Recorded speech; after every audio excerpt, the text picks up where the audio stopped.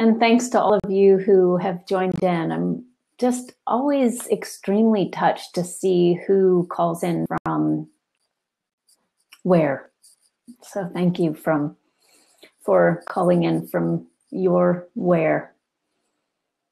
I'd like to jump right into our first meditation. For this meditation, I invite you to get comfortable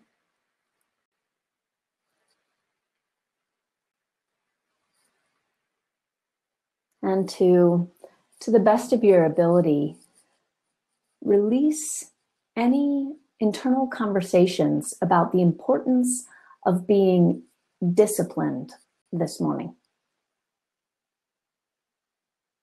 I'll say more as we sit.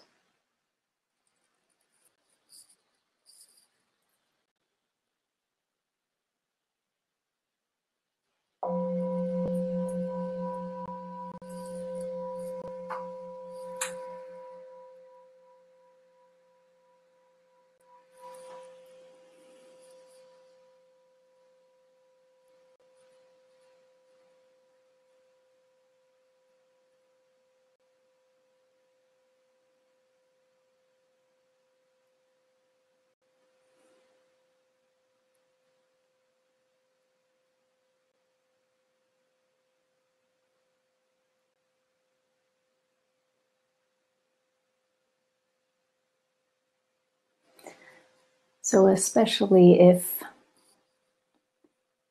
your meditation practice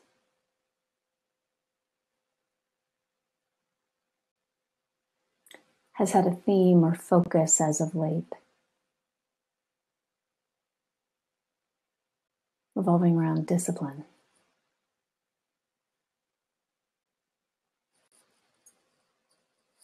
And training the mind.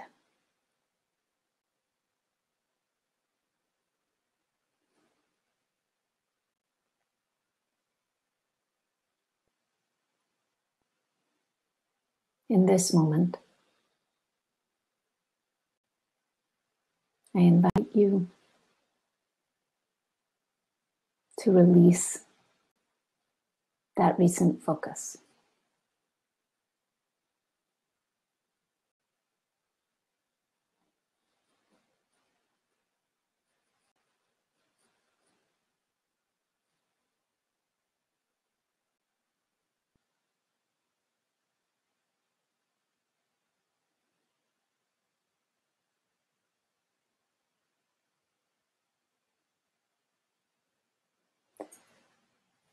Instead of the attention tracking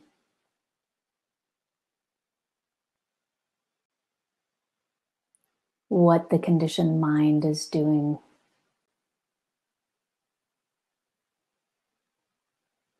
how it's operating,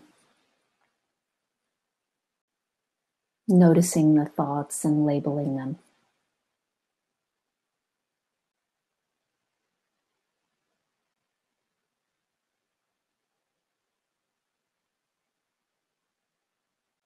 For this meditation,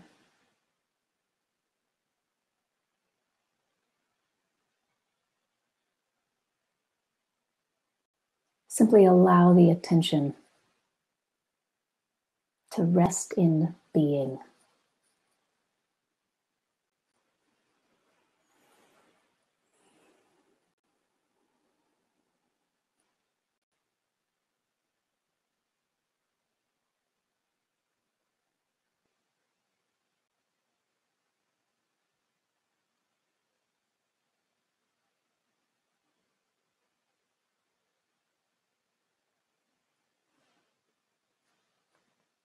Naming this focus of resting in being.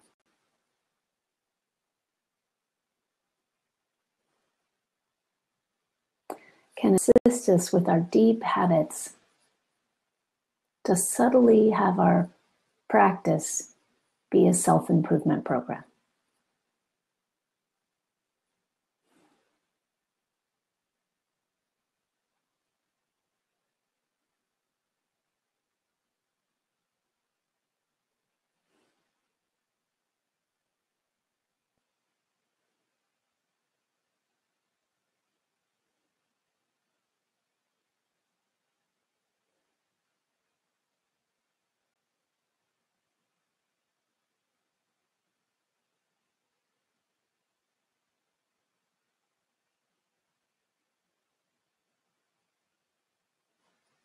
Notice what happens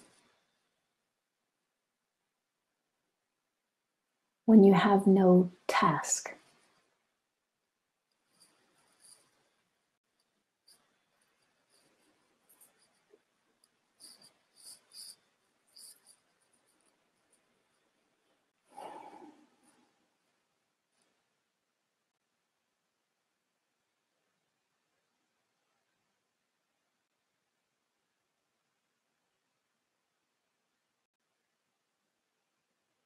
When there's nothing you're trying to get better at.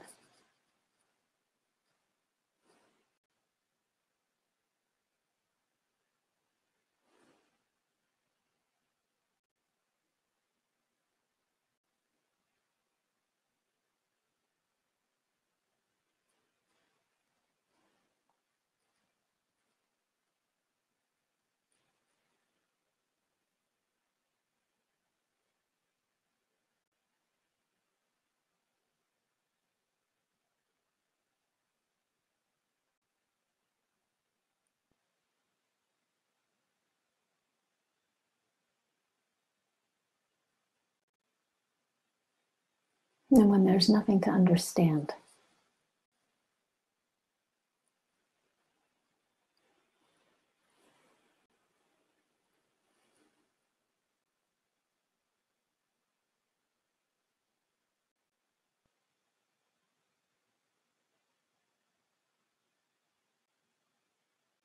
In this meditation, we're simply resting in being.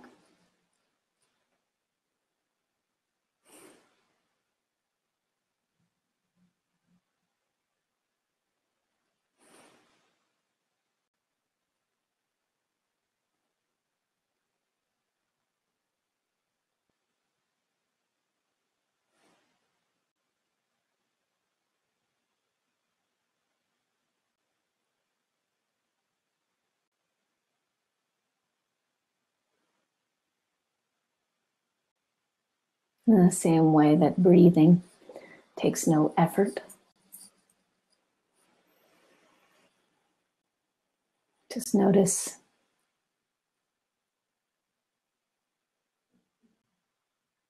how simple, how easy, how clean it is to simply rest in being.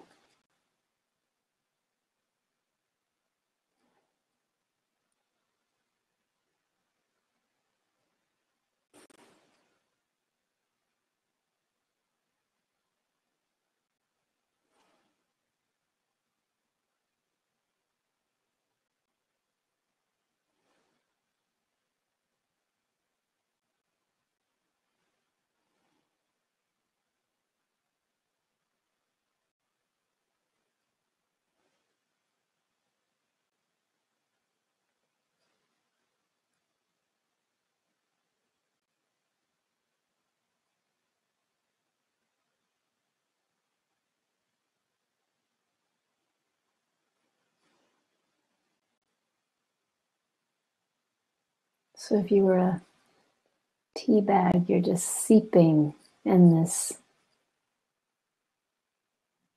experience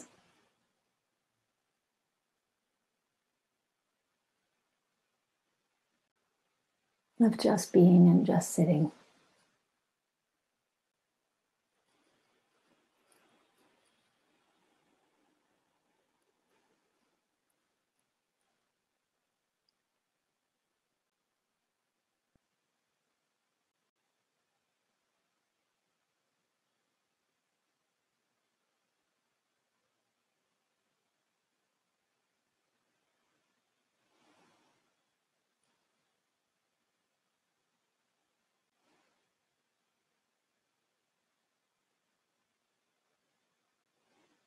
Notice now where this experience takes place. Not it takes place in Portland, Oregon, or in Paris, or in Sacramento, or in Canada.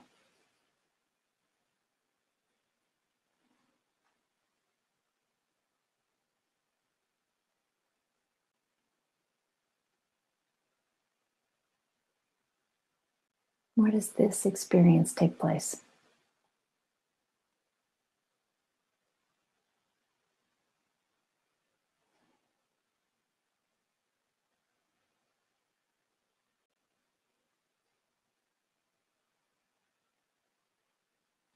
It can only take place now.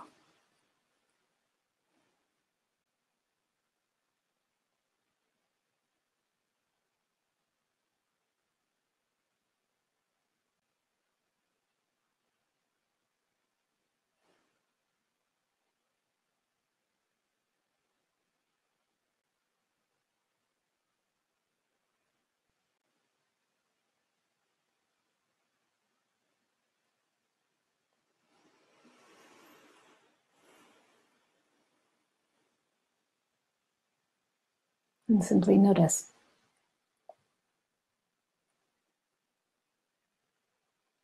Notice what time it was when you were having the experience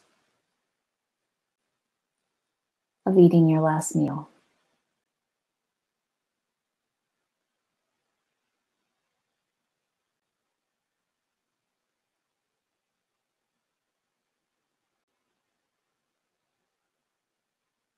When you woke up, it was now.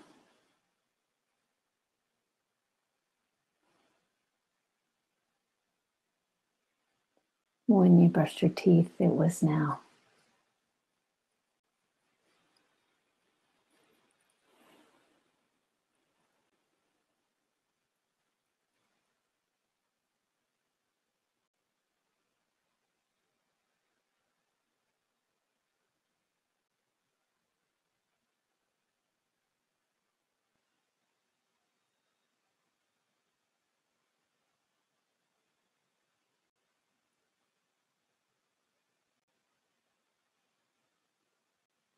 As you were changing your clothes, it was now.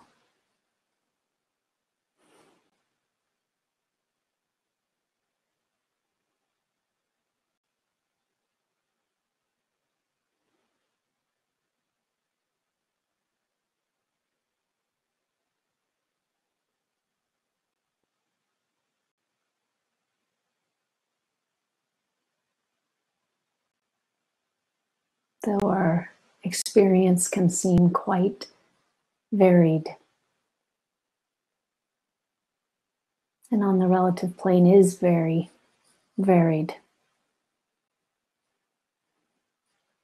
where is that experience always taking place?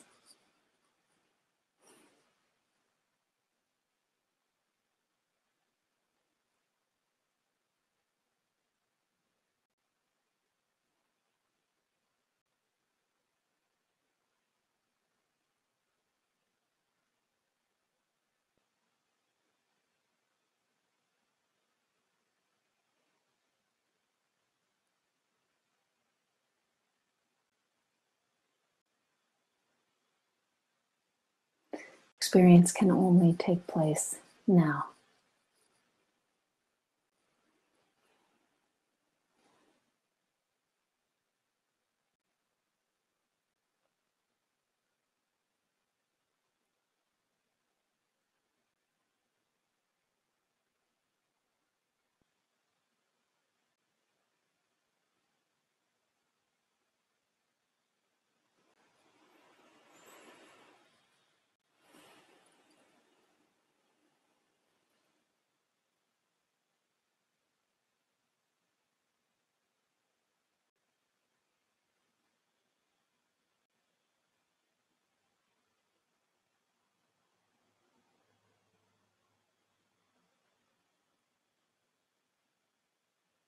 So, what is the difference between the now of when you woke up and the now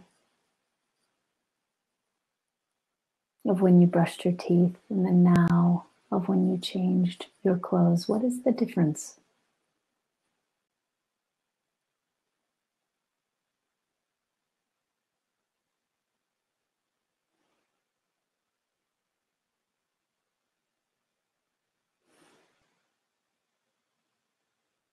Can these nows be cut up and divided in any way.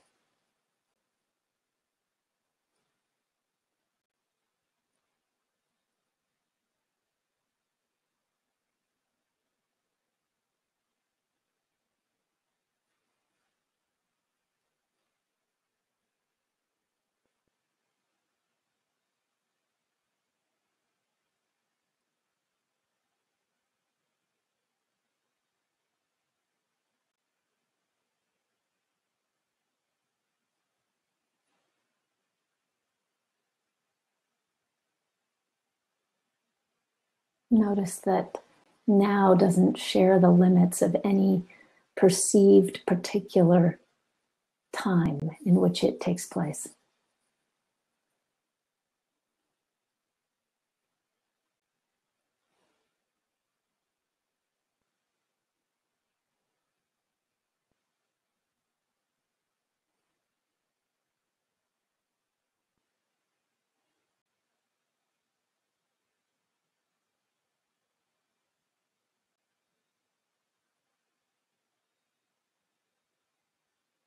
The now has no limit, and the now has no duration in time.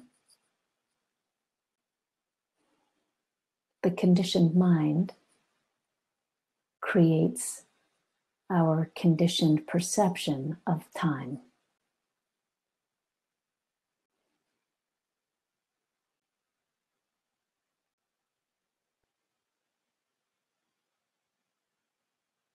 The now that we're resting in, the now that is our direct experience, does not share those same conditioned limitations.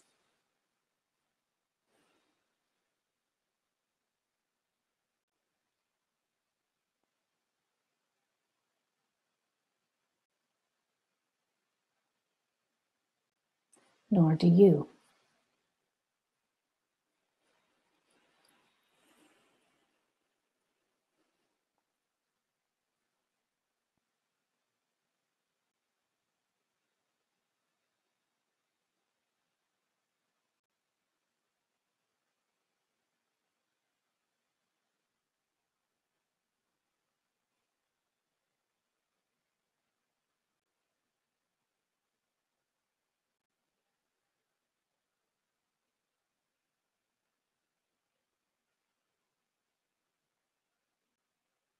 So our conditioned perception of time is superimposed on the vastness of now.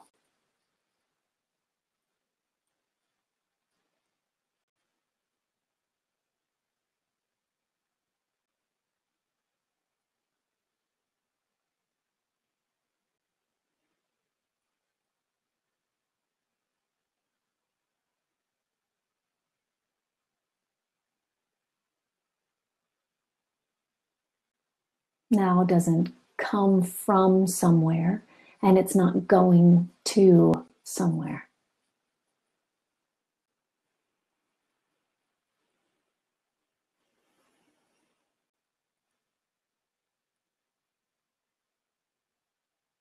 It's not moving along a line of time.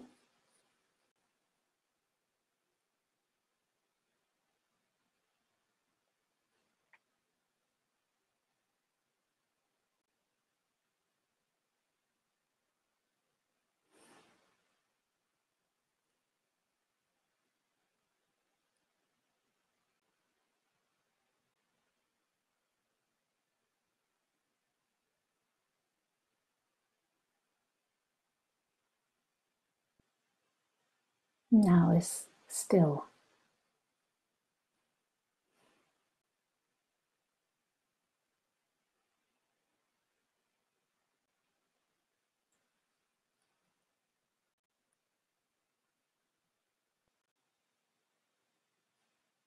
In a similar way, love is not confined to content.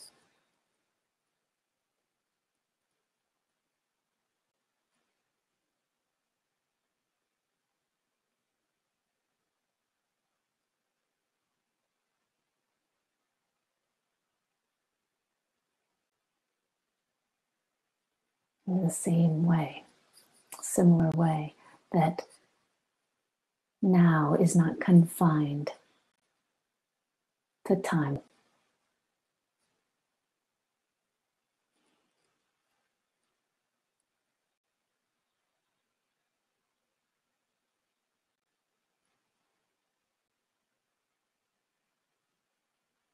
It is always here.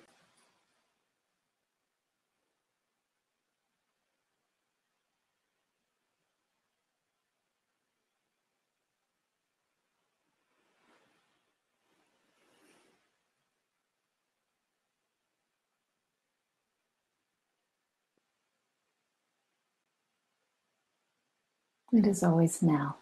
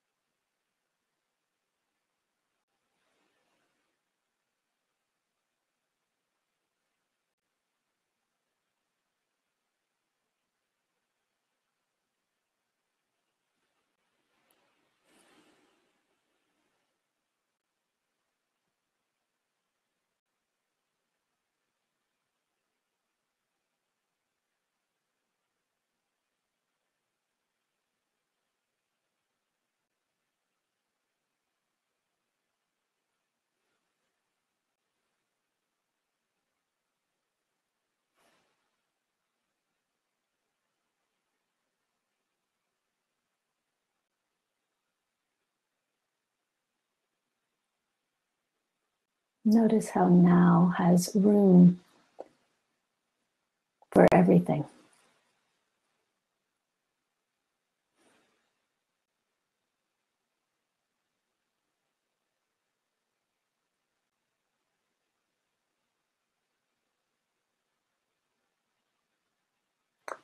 Thoughts may arise in now.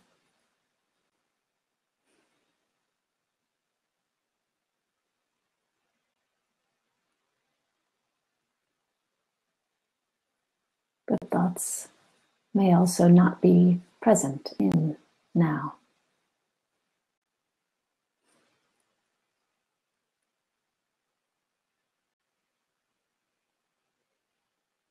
Sensations are not always present in now.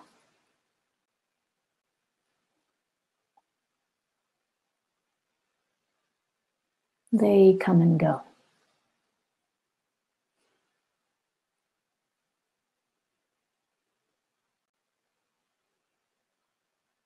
Or perhaps emotions arising, passing, dissolving.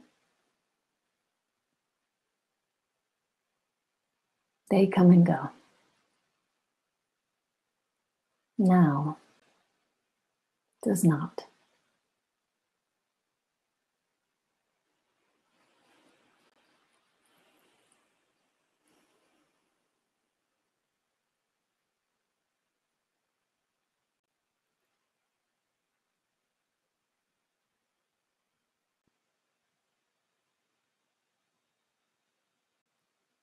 Awareness is always present.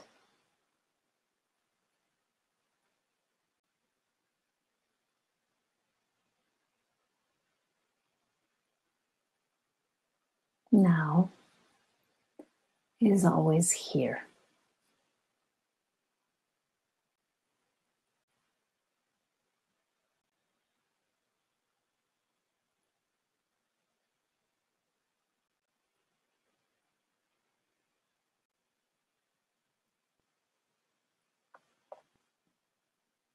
Now is not a moment in time. Now is our own being.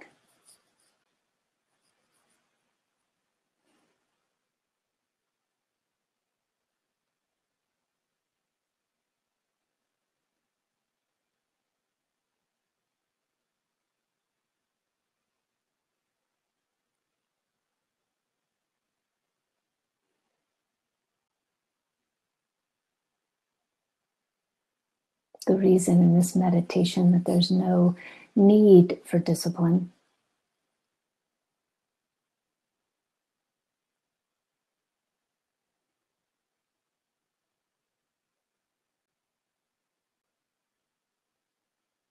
It's because when we're resting in our own being, we are not confused that we are the conditioned mind. When we're confused that we're the conditioned mind, it's easy to perceive that we need to do something with the conditioned mind, that we need to train it.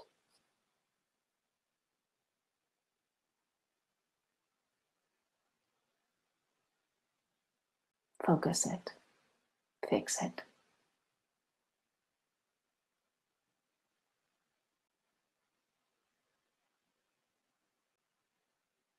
Instead, we could simply rest in now.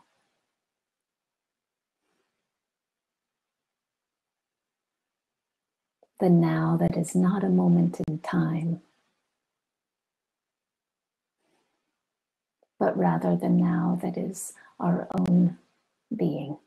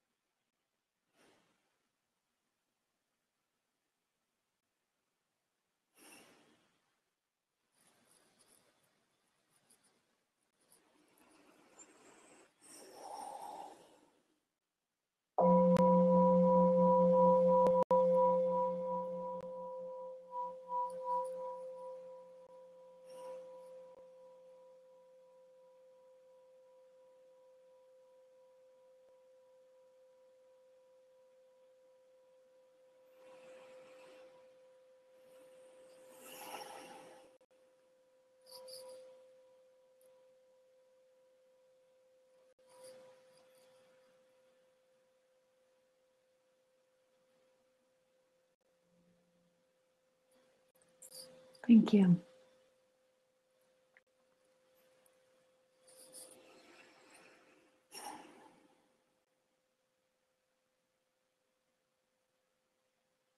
So in the same way that time is superimposed, that the conditioned mind superimposes time onto the vastness of now, I wanted to say a little bit today about the way in which the conditioned mind approaches love. Specifically, how when the conditioned mind superimposes love onto the vastness of all that is now,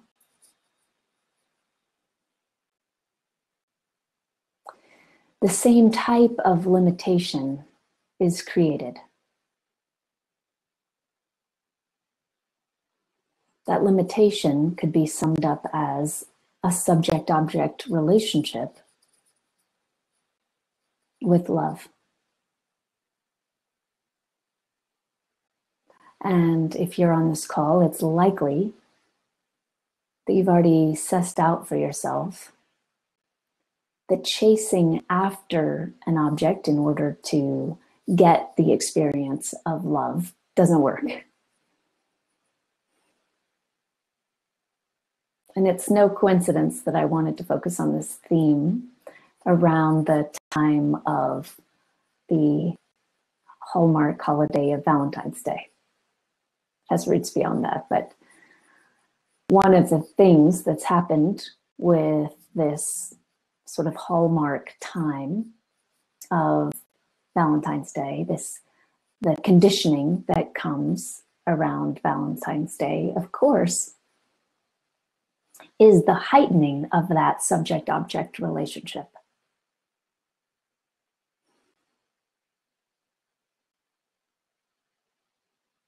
The very moment we fall into the story, the conditioned story, that once I get this love, I will finally be able to fill in the blank, the word that fits best for you. Feel at peace, rest, be at ease, feel whole, feel complete, perhaps. The moment we fall into that belief is the very moment that we forget what's fundamentally true. What's true is veiled from us. So in the same way that when I fall for the story of time, in the way that the conditioned mind perceives time, in the same way that when that occurs, I lose my direct experience of now, when I lose the directness of the vastness of now, because I've fallen for that story. In the subject-object relationship that the conditioned mind does around love, we lose the vastness of the actual love that is unchanging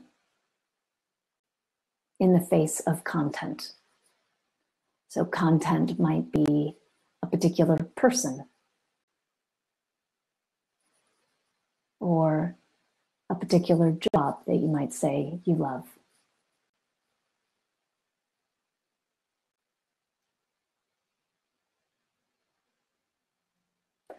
So I'm inviting us to give the attention today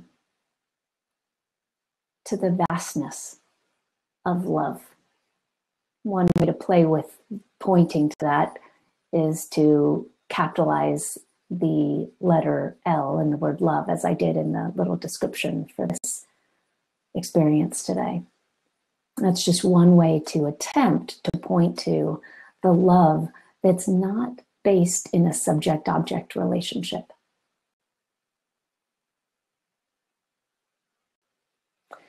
So I invite you now in this moment to simply notice what places in my life has that confusion occurred. Have I fallen for the story that love is actually about ... X, Y, or Z?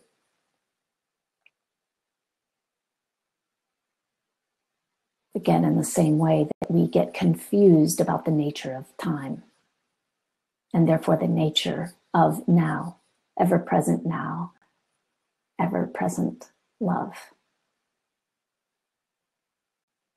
So just reflect for a moment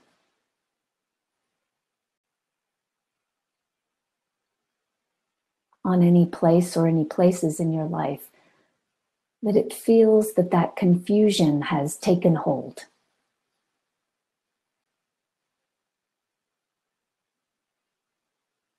I often enjoy pointing out that what we are unconscious to silently governs us. So this is simply an opportunity to bring consciousness to where that confusion has taken hold.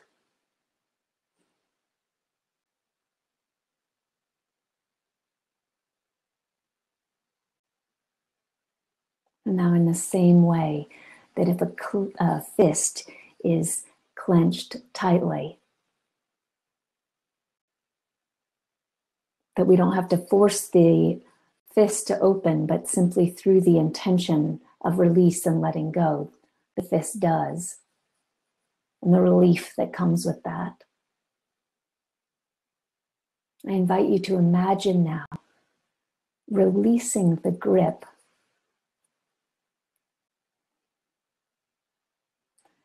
around whatever story it is that has formed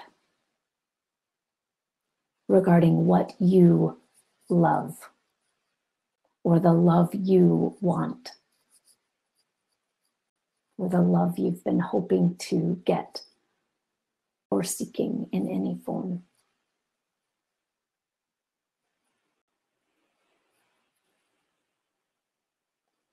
But you're not simply releasing into some dark nothingness.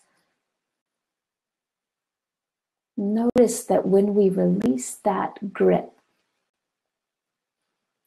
what's actually occurring is that we're given a more direct opportunity to experience the love that is always here, in the same way that now is always here.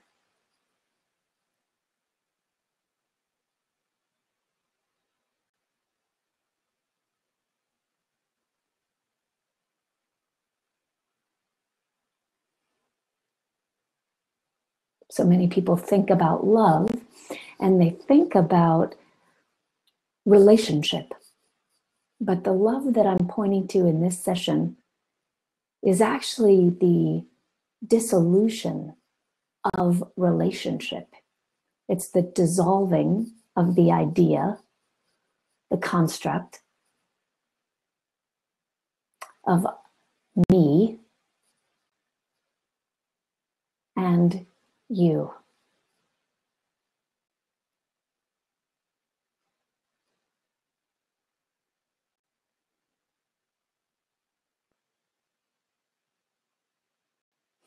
Rupert Spira talks about the recognition of our shared being, that love is the recognition of our shared being. That's what I'm pointing to in this session.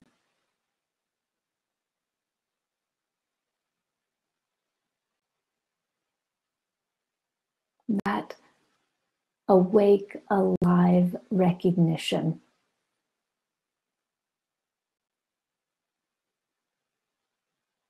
of the love that is inherent and not personal.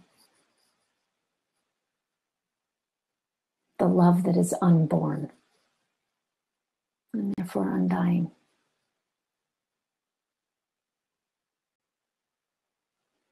The love that is now.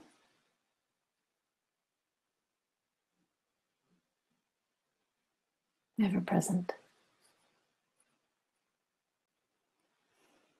So in the meditation, I use that image of a tea bag seeping in now.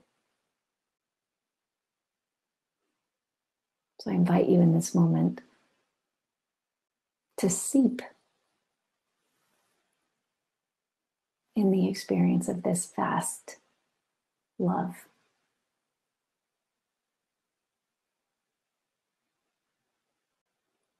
And if there's any resistance to this, any self-talk around how you're not getting it or this doesn't land for you, that's fine. Simply invite that experience, surrender that experience to this unconditional love that is open,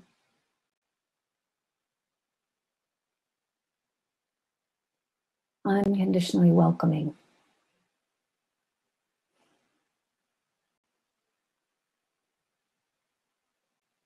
and ever present.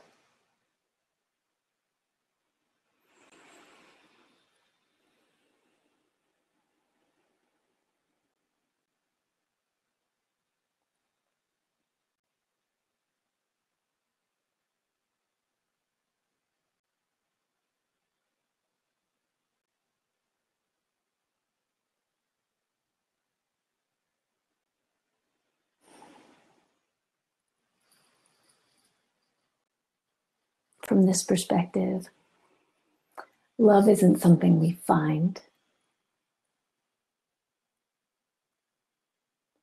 It is who we are.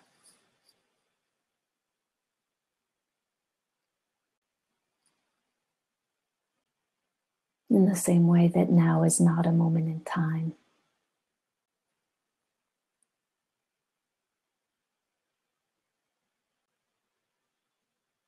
It is our own being.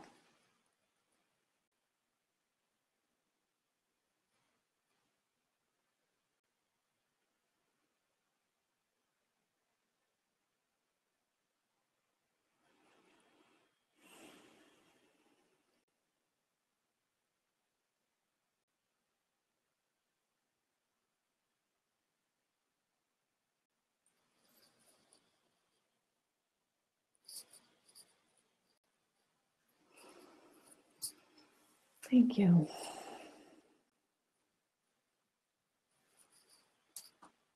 So as Giles said, my favorite part of these calls is actually having the opportunity to interact with you all.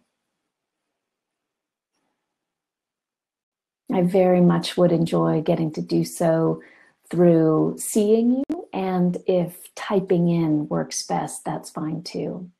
Before I open that up though, I would like to also follow up with what Giles said at the beginning of the call. You know, I don't know that I've done a call with Worldwide recently where I haven't acknowledged the specific potency of sharing this beingness, or in the theme of today, this love, with each other specifically during these times.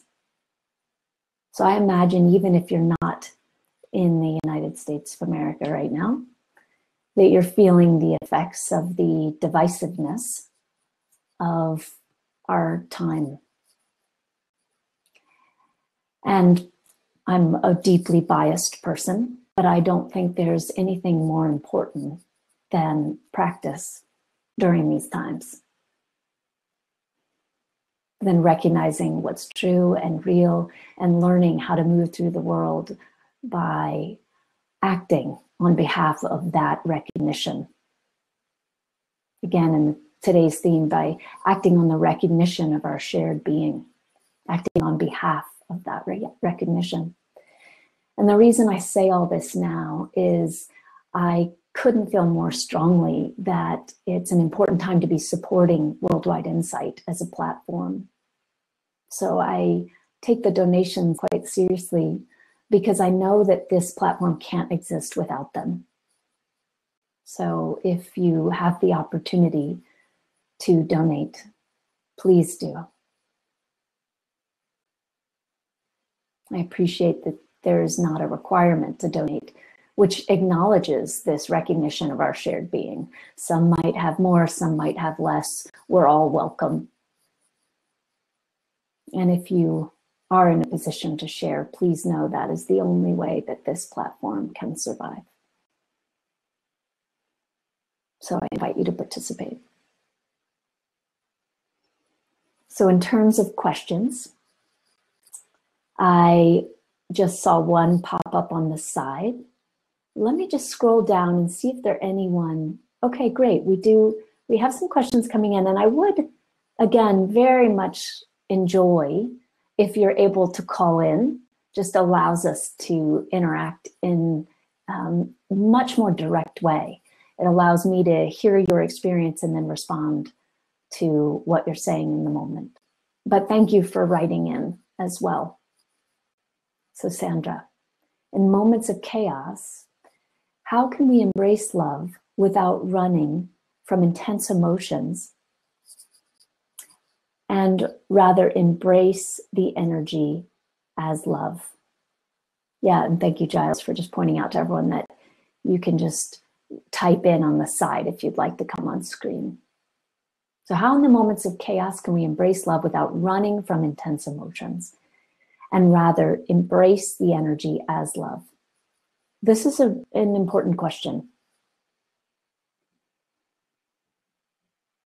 The moment we start to visualize embracing anything, it might be a helpful initial step to shake the hold that the conditioned mind has on us. So in other words, if I'm caught in resistance, experiencing myself resisting what is, to visualize embracing my experience can be an extremely helpful step.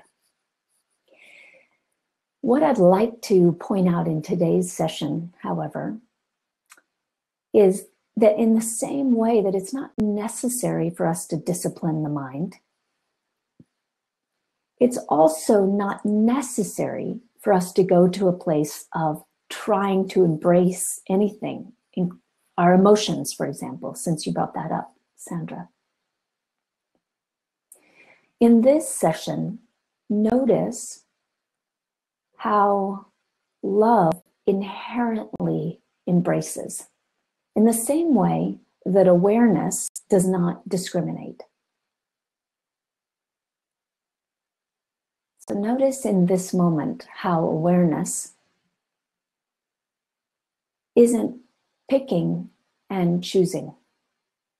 That open, vast field of awareness.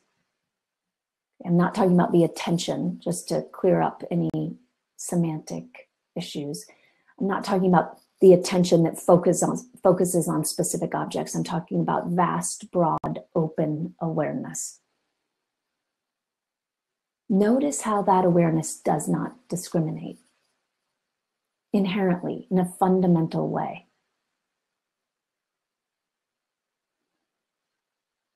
Love does not discriminate either. And that's why I talked about this capital L approach. We're speaking of the kind of unconditional love that doesn't need to do anything.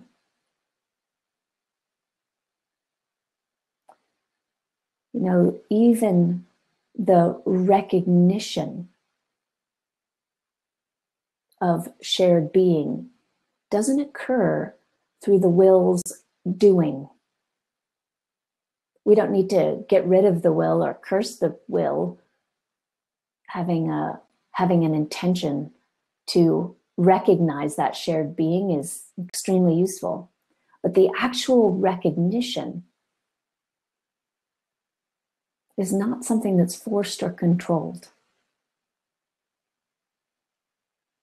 So I'd love to hear if that directly speaks to your question, Sandra, or if you have any follow-up based on me pointing to what's inherent and fundamental. Thank you. Lauren, I see that you'd like to come on screen and I'd love to chat with you.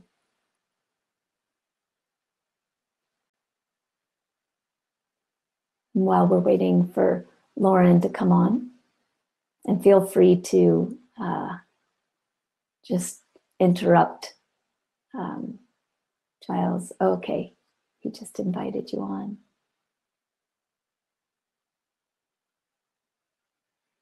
So Just while I'm waiting for you to come on, Lauren, I see that Jordan asked about tools for self-love.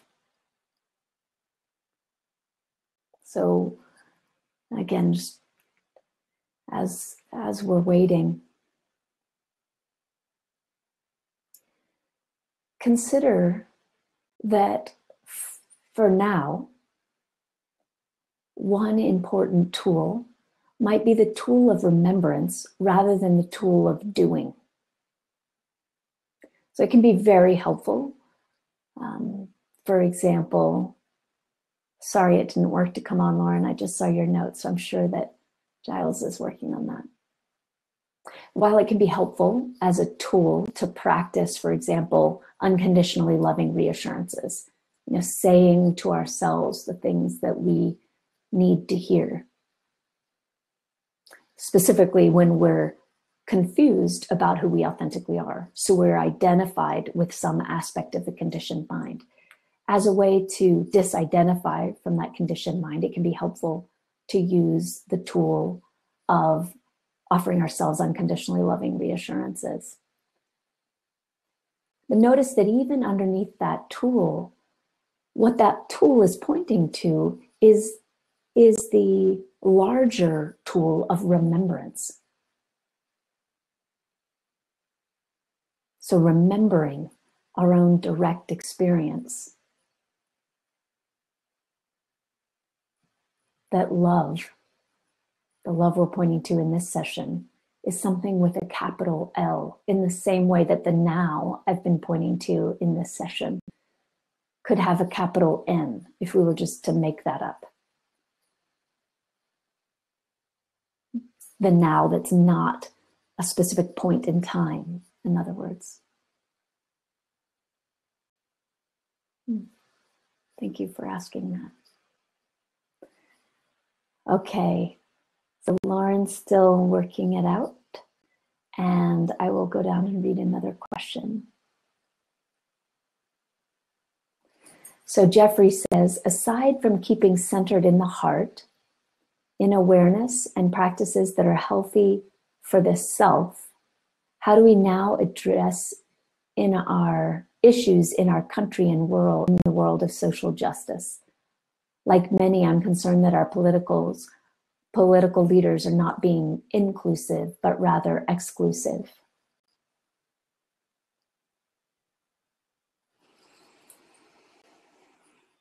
Well, first, Jeffrey, I couldn't agree more that as we turn to our leaders, we see many examples of non-inclusive behavior. And that doesn't just mean inclusivity of other people. I feel very present to the inclusivity or inclusivity in this case of beings, of animals on the endangered species list,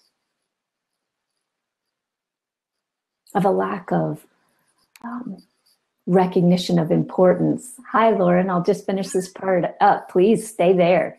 I'm happy you made it on. So Jeffrey, I'll just say that I agree with that projection and that it's an incredibly important time for us to represent and be the alternative. So what does it look like to act, to move through the world and act on behalf of what we know to be true from our own direct experience? In my opinion, that is what the world needs right now. So thank you. And hello to Lauren. Hi, Caverly. Can you hear me? Hi, I can. I hear you just perfectly, and I'm so glad that you decided to just hop on. Hello. Hi. All right, I'll go ahead with my question if that's okay with you. Of course. Okay, so I guess I wanted to ask a more specific question because I think that's helpful to me. So I like how you're explaining how, with love, we are centered in our love and, can face the world in that manner. So I would say something that I currently struggle with is dealing with a mother who I would consider emotionally neglectful and abusive.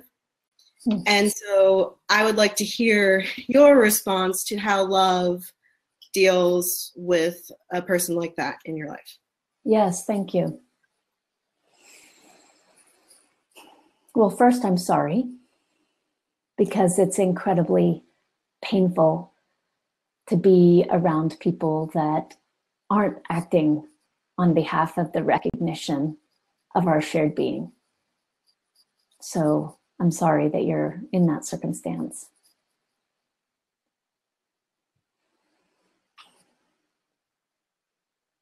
So I want to say a little bit more about this love that isn't a doing. The moment we turn love into something I have to do, for example, in the case of your mother, it can be easy to feel like the right way to be is to be more loving, even though this person's being abusive to me. Do you ever have any of that self-talk? Yeah, definitely. Like if I try hard enough, then I'll get it right and then I'll fix things. Yeah, yeah. And can you feel how much pressure that puts on you? And can you feel how in that very moment that you're falling for that pressure, you're in a subject-object relationship with your mother? Mm-hmm. You need to do more. You need to try to fix this. She's doing this. I mean, you're very much other than her in that moment. Mm-hmm.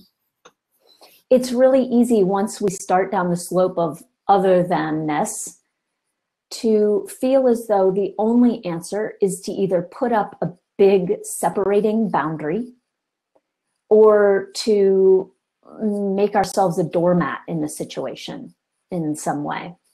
Have you felt any sense of that duality? Yeah, definitely. Mm-hmm. And there's a lot of suffering with bouncing back and forth between I need to basically build a wall, or, the other alternative is she just has free reign over my being. What I want to point to today is the way in which what we rarely turn to in this moment is moving towards the recognition of that inherent connection, because we fear that moving towards the recognition of that inherent connection places us on that line of duality and has us moving towards, I'm going to be a doormat. So I'm asking whether you've ever had the experience of feeling your shared beingness with this person without having that equate. Now, the right answer around being loving is to have this look like X, Y, or Z, or to be the doormat in a sense. Have you ever had that experience? I would say there have been points in time where it hasn't affected me as much. But I would say it's been an ongoing issue. Yeah. Yeah. My sense of it, and I don't know if this is true, you'll have to explore it and see what your experience is that one of the reasons it's an ongoing issue is because your experience has been that you've been bouncing back and forth between those two dualities. But imagine for a moment being able to rest in your experience of your oneness with this person. I mean, it's beautiful that the example you're using is your mother, because is she your biological mother? Mm-hmm. There are just so many realms in which you have a shared being with this person on this kind of absolute realm, the way that we have a shared being with all beings. But then on this other level, there's a lot that is shared here. So I'm asking if you might practice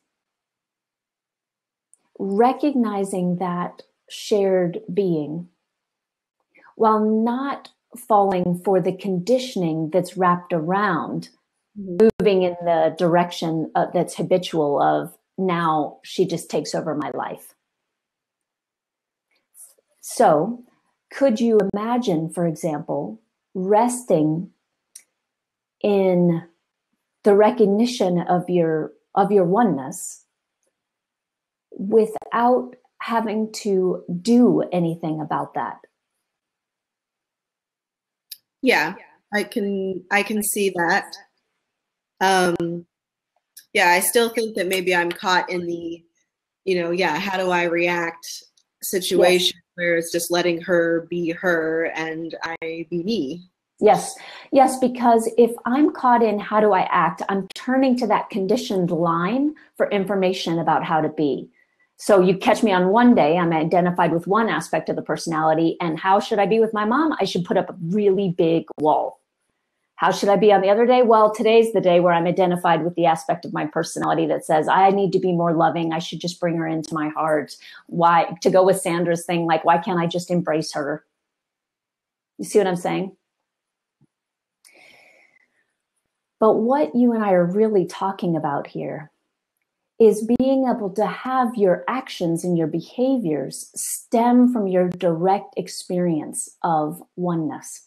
And just because I recognize my shared being with Trump, for example, doesn't mean I now have to agree with everything he says or anything he says. It doesn't. The recognition of that shared being, if I stay there, if I rest in that recognition, actually only strengthens my ability to have my behaviors reflect that knowledge, that deep and personal knowledge. So what I'm curious about is, how does your relationship with your mother work when you're not leaving the recognition of oneness with her and oneness with all beings? And importantly, in your case, oneness with you. Yeah, I would say it would be, sorry, I'm getting the reverb, so it's a little more difficult. No problem. But I would say it would be letting go of expectations and needs in the relationship. Yes, notice how from the vast open field of awareness, it's obvious that only the conditioned mind has the expectations that we suffer over when identified with that conditioned mind. So in the same way, the love that you and I are talking about here actually doesn't have expectation. That the love that we're talking about here accepts you fully for all that you are, and it accepts her fully for all that she is. And it's also important to note that one of the reasons your mother gets under your skin in the way that she does is because you do actually love her. I imagine that you would say that's true, would you? Mm-hmm.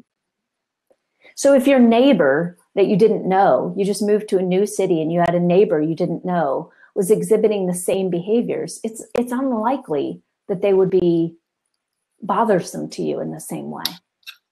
I agree. So can you get a feel for, in this moment, what it would be like to stay in that love and then act on behalf of that love?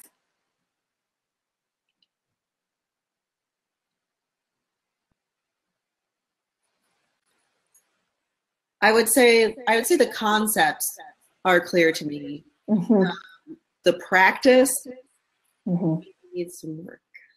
Yeah, and I really appreciate that. That's why we call it a practice. You're practicing coming back to something that's larger than the individual ego. You're practicing remembering what's true and real in a very broad and open way. That's a practice. Now, in truth, there's nothing that actually needs to be practiced because this is inherent and fundamental and it can't be changed. But everybody is on this call because they know the value of practicing remembering what's inherent and fundamental. Mm-hmm. Thank you. Absolutely. And I really want to offer my greatest encouragement to, as a practice, the moment you see yourself somewhere on that line, moving towards, I better put up a wall, or oh, it's my job to just welcome her in and accept her as she is, anywhere on that line, just let that be your cue to return to the love that actually isn't as obsessed. Isn't obsessed at all, actually, with needing to do something, needing to be right, needing to fix this, needing to change this. One of the primary things you're really looking at here is the way in which we're conditioned to not have faith and trust in our ability to act on behalf of that knowing. We feel that we must turn to our conditioned mind to figure out how to act. But what I'm suggesting here is that you actually don't at all, that the actions will spring naturally from that recognition if you simply rest there. Mm-hmm. And that we surprise ourselves. We don't know what those actions are going to look like. When we're fully in the moment, recognizing the beingness of now as ourselves, there's a freshness. In one moment, it's clear. It's not an appropriate time to call her back. She's identified with the conditioned mind, and if you call her back, you'll be her punching bag. And in the next moment, there's a different awareness of what would be acting on behalf of the recognition of your oneness with her. It's time to call her. So there's no script here. Only the conditioned mind tries to have a script. And I keep doing this because it's trying to have a script from that line of duality. And the suffering's maintained through bouncing back and forth from one side to the other. So use those cues. Notice, now I'm stuck on this side of the duality, or now I'm right over here. Use that as a cue to come back to your direct experience. But before we close out our exchange, can you find that, even if it's just for a moment right now, Lauren, right? Yeah. Lauren? So even just right now for one moment, and I invite everybody on this call to use, we can all relate to this content. So it might not be our mother, but there's someone in our life that we have this dynamic with. I feel confident. So close your eyes in this moment. And rather than trying to figure out what to do with this person or how we should be or how to act, or even the story of how to end the suffering around this relationship, simply rest the attention in the recognition of your shared being with this person.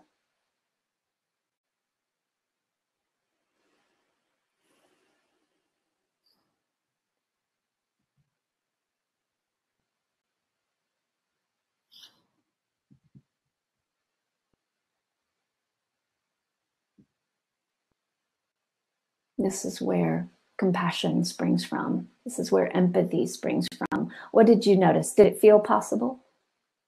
Yeah, it did. Mm-hmm. It's okay if it didn't. Well, I definitely, I had some positive mental images, and then I kind of feel like the conditioned mind got in there and, was... Yes. Yeah. Yes. And that's why the practice is to recognize that that conditioned mind is not you. That recognition, in a sense, that love is. That's why it's always there for you to return to. The conditioned mind is fleeting. It's always got another trick up its sleeve. But what we're talking about is that which is actually unchanging.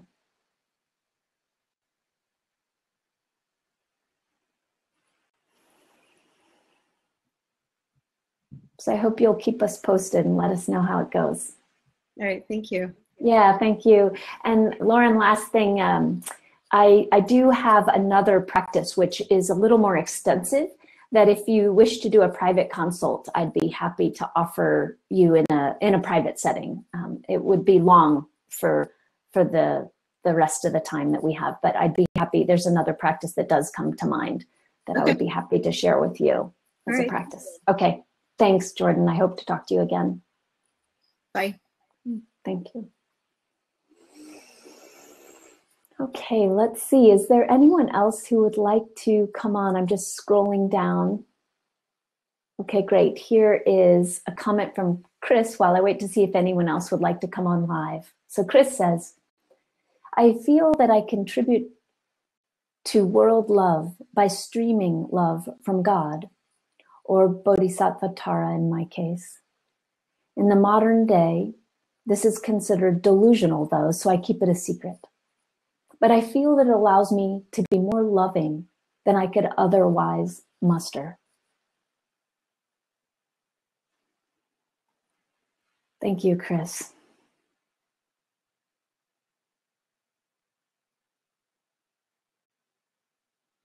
Chris, I'd like to invite you to consider a slight paradigm shift.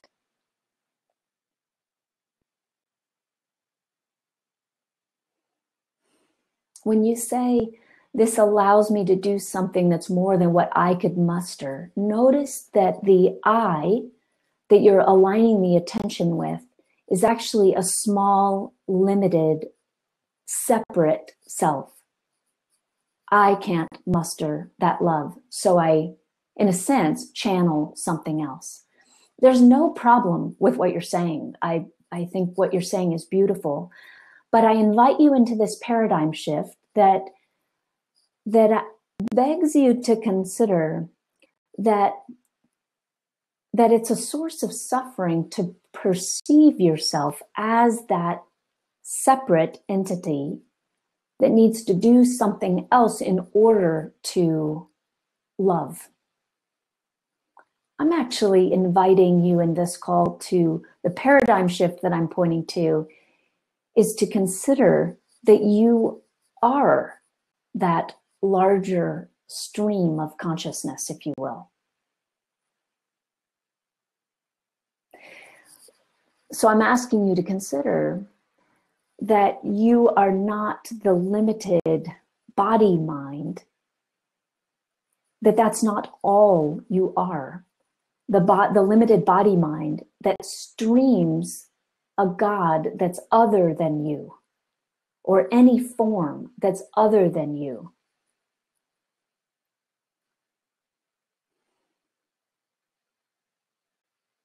It's not necessary to identify with that limitation.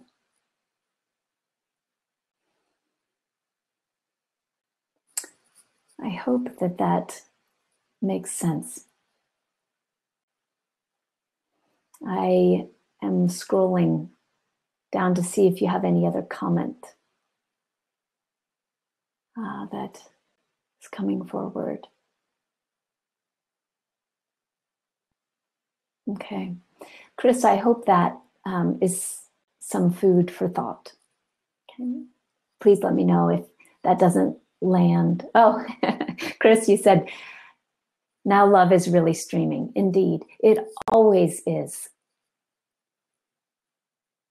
And it is actually not possible for you to be separate from the love that is always streaming. All suffering arises from the delusion that we are separate from that, and then we act on behalf of that delusion. We have no shortage of examples in our world today of that delusion. Thank you. Really appreciated that question or comment offering. So I see that we have another comment here. What should you do when you feel like there is no romantic feelings inside? When you feel closed off and when it's hard to connect with people?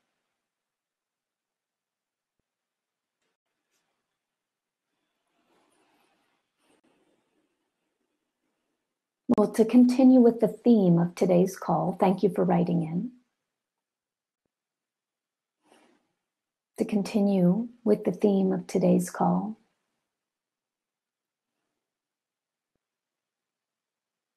Rather than, oh my gosh, I'm not feeling romantic connection. What do I need to do in order to feel this connection or create this connection?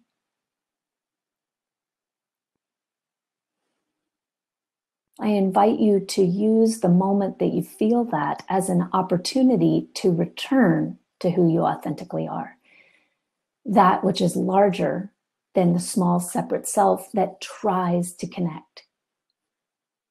You see, only the activity of the conditioned mind perceives itself as other than, and therefore tries to connect. That act of trying to connect assumes that you aren't connected.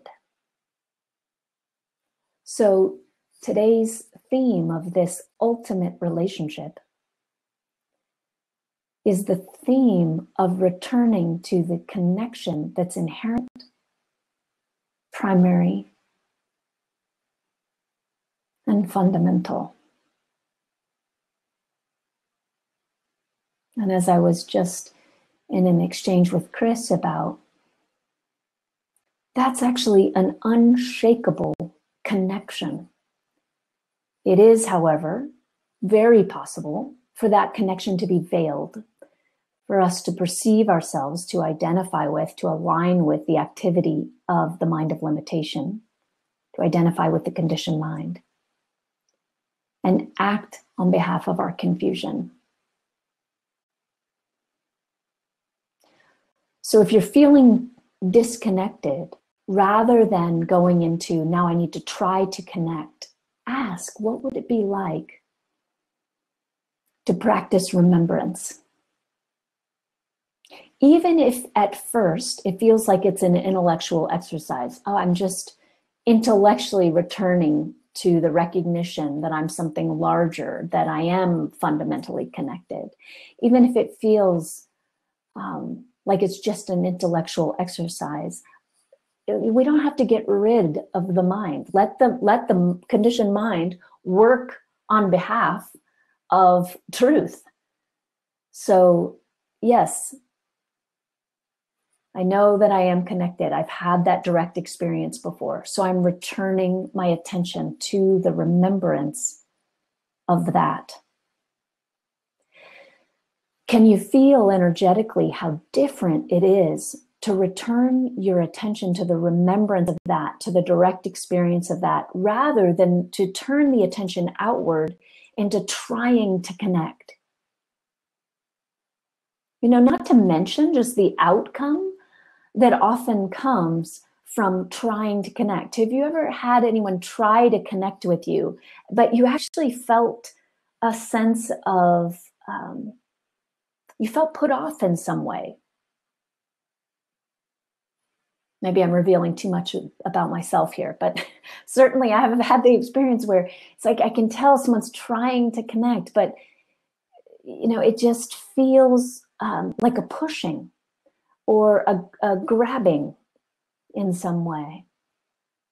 Now, I'm not suggesting that you're doing that, but I am suggesting that there's a tremendous energetic difference between trying to connect and recognizing fundamental and primary, unchanging, unborn, inherent connection. It might be interesting for you, and for anyone on this call that would find it interesting, to journal about that energetic difference. How do I feel in my body and in my mind when I'm trying to connect, when I'm pushing things, when I'm forcing, when I'm identified with the conditioned mind? And what is my experience like? How do I experience reality, the world, myself? When I'm resting in the recognition of our fundamental shared being.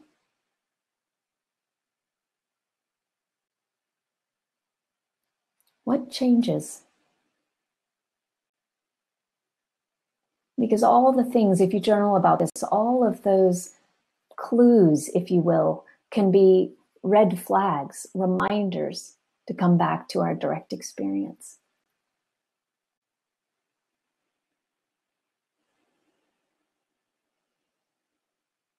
Thank you.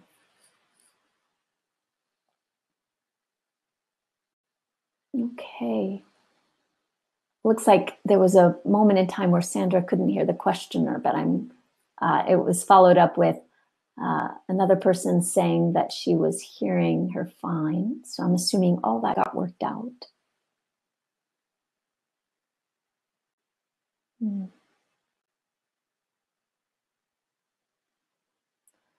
So it looks like there's a little exchange here.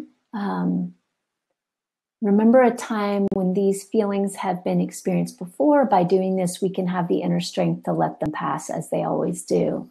Great, Connie, that's a wonderful, wonderful tool and reminder. You know, always helpful to remember impermanence. And notice that we remember the truth of impermanence from the open, vast field of awareness that I've been referring to in this call. Notice the way in which awareness is not impermanent in the same way that the thoughts, feelings, sensations, objects of the conditioned mind are. So to recognize impermanence, one has to be simultaneously on some level recognizing that experience of impermanence from that which is unchanging.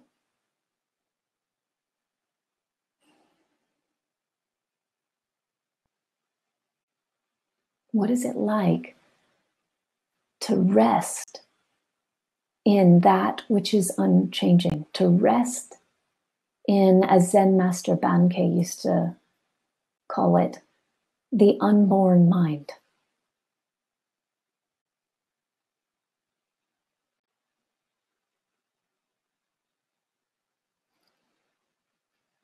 How do impermanent experiences occur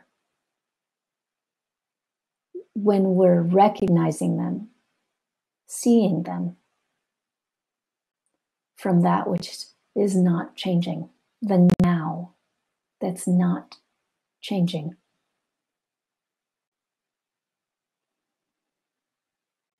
The love that's not changing.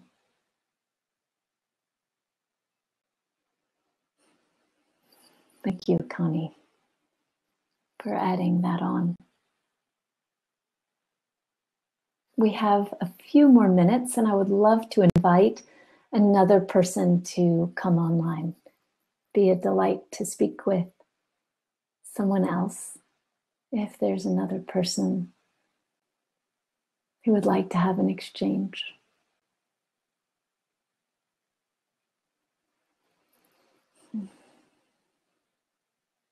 While I'm waiting to see if there's anyone who would, I'll scroll down one more time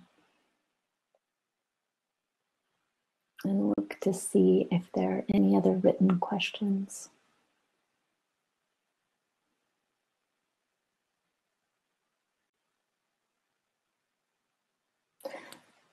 Jim says, thanks. I have that experience of the pushing,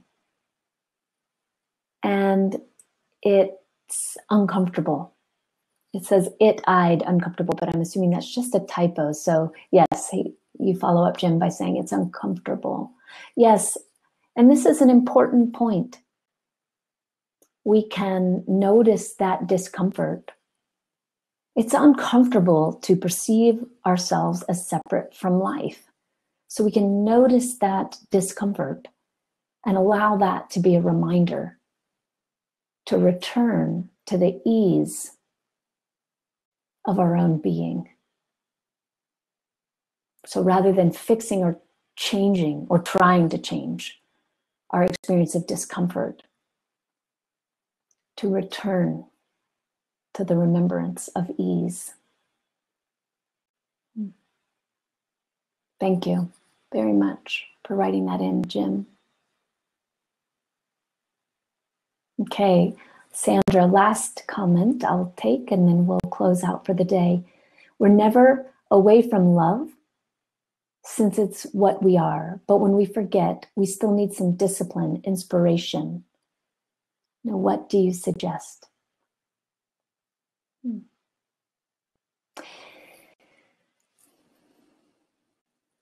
I want to suggest that you explore very deeply whether the discipline that you've been conditioned to apply is actually useful.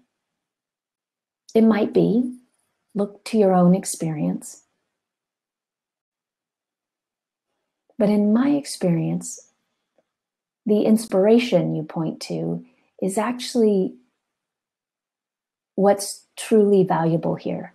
And what we get inspired by is our own direct experience of love. So the remembrance of what we know to be true becomes what's important, not the disciplining to get back there. We actually, as you're pointing to, never leave there. So that direct experience can be that which inspires us. You know, it's the difference of saying we could have faith in something, and faith from one perspective being the kind of thing that is not based on experience, but just something we've been conditioned to believe, perhaps, or have faith in. But I'm talking about the kind of inspiration and faith and trust that comes from those experiences of recognizing that you are something other than the conditioned mind. So it doesn't require discipline to simply begin to bring your attention to the moments in your life where you experience that. It might be as simple as when you see a child smile, or visit a shelter and hold a puppy. I'm listing ones that are true for me. Look to see what's true for you.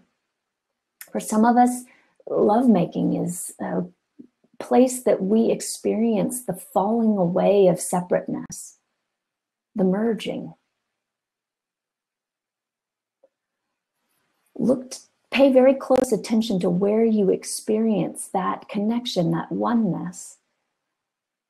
And then rather than grasping or disciplining yourself to repeat that experience, recognize that all that was happening in those moments is that the illusion of separation was falling away. So give your attention back to what's true as a practice. That's the remembrance. That's the direct experience. Rather than trying to repeat more of it, which becomes a dance with the conditioned mind. Because then you don't have it, it's something to get, you maybe didn't do a good job trying to get it. Okay, thank you. Thank you very much for writing that in. Oh, thank you, Lauren, for saying that you were in my workshop last week. And it's been nice to revisit the theme. I'm glad to have you revisit it with us all. I want to make an announcement that our new Caverly Morgan website is going up soon. So just stay tuned, please, for that. Check caverlymorgan.org sometime later in the week, and that should be live. I am delighted to report that in a week, I leave for India, and I'm taking a 5-week sabbatical. I hope, it is my great intention, Lord willing and the creek don't rise, it is my great intention to have a blog that has photos and comments, discussion about my experience of being in India, getting to stay at Sri Ramana Maharshi's ashram and many other holy places. We're going to Bodh Gaya and Varanasi. My husband and I are traveling and visiting many sacred holy pilgrimage sites. So I hope you'll stay tuned with me as I do that. And the place to do that will be on the blog at caverlymorgan.org.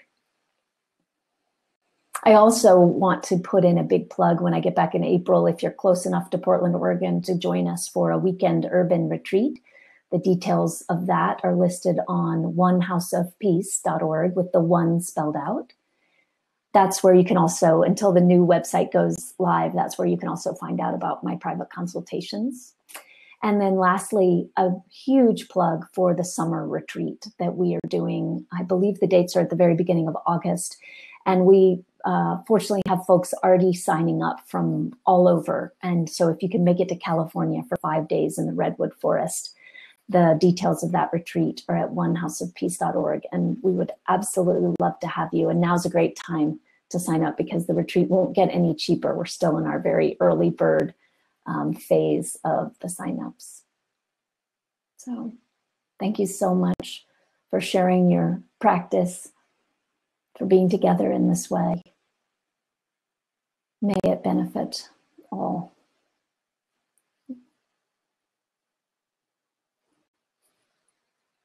Thank you.